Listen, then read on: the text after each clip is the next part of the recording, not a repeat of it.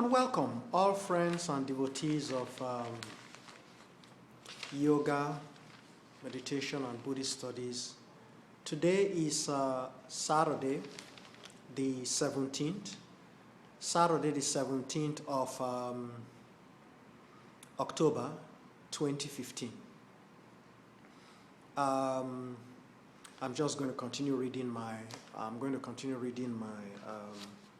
Dhammapada, which I translated many years ago, over a decade ago, over 10 years ago. I translated both the Holy Bible in English.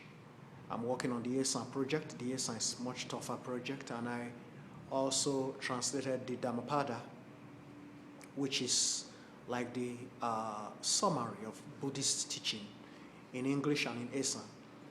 The Dhammapada is like the wisdom of the Buddha in a nutshell. For those who are visiting, who are watching my videos for the first time, I would like to inform you that I have several websites attached to this particular video. You may want to proceed to those websites, click on them, and it will make it easier for you to follow my teachings. I also have some books there by Grandmaster Ching Kong, a very great Chinese master who has authored those books, Buddhism as an Education, Understanding Buddhism, and the Art of Living. You might want to proceed to these books and read them. I have videos on all these books, all these teachings done for several months now, and you may want to try to work. For those who are interested in winning my prize, I have a prize ranging from about $100 to $200, which I call the Aburime prize.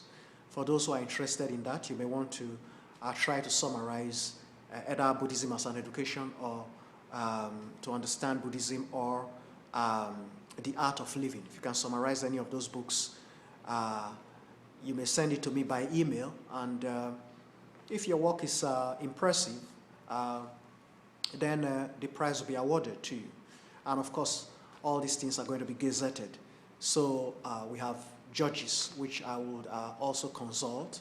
Everything will be in the gazettes to try to help us look through to make sure that whoever we pick to award the cash prize is actually the winner. That is, has the best literary composition summarizing the works of Grandmaster Ching Kong. I'm just going to proceed to read. Today we're going to be reading from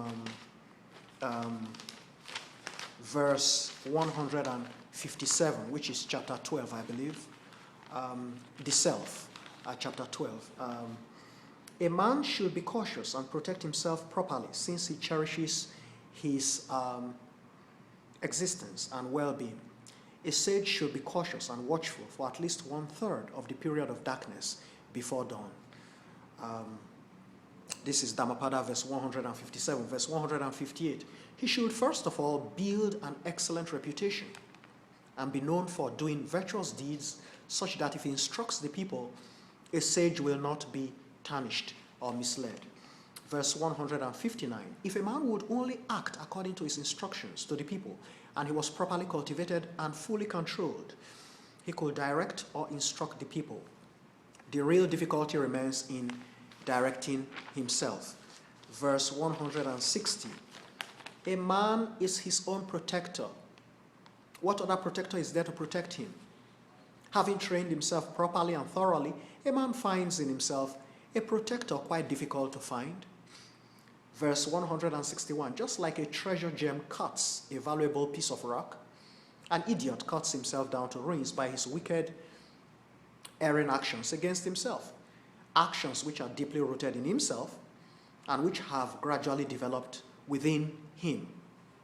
Verse 162. A depraved person, just like the creeping plant which does fatal harm to the shrub on which it grows by stopping the breathing, acts against himself, heading for disasters and doom, only fulfilling the wishes of a foe or ill-wisher. Verse 163. Mistakes and errors, which will obviously result in setbacks and regrets, are almost always made smoothly, without thinking and without difficulty or challenge, But the right, proper, and meritorious deeds are both challenging and very difficult, very, very difficult to achieve. Verse 164. Just like the young developing bamboo, an idiot produces fruit or labors towards his own collapse and ultimate ruin. The idiot who is engulfed in erroneous ideas, who utters falsehood and evils regarding the fate of the omniscient one, the Buddha, of course, slandering learned personalities and sages, decent practitioners of the teaching, blameless minds of impeccable character. Verse 165, a man errs and does wrong all by himself. A man is corrupted and tarnished all by himself. A man avoids errors and wrongdoing all by himself.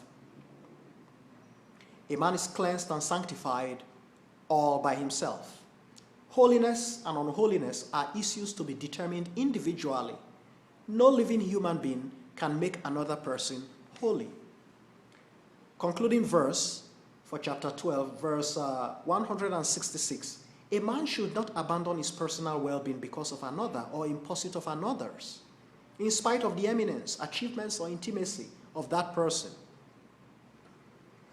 Once a man has grasped the fundamental elements of his personal well-being, he should proceed fully in pursuit of these fundamentals. Folks, that's it for today. These are verses from the Buddha, as I said. They are not to be viewed as words you speak with your friends casually or playfully. These words are medicine. These words are powerful. They are very important. The objective is straight clear. Buddha's objective of speaking these words is to bring your mind serenity, tranquility, peace. These are the objectives. So when you listen to the teachings of the Buddha, you should be in a relaxed state so that your mind will be able to accomplish these objectives for itself, for its own well-being. That's why the Buddhists, we refer to the Buddha as our teacher and doctor. And these words are medicine for bringing calm to the mind, peace to the mind, serenity and tranquility, and prosperity. So these are the goals. These are the things you should contemplate when you meditate, you reflect on these words. Feel free to contact me. Watch my previous videos for my contact information. Have a pleasant day, folks. Namo Amitofo.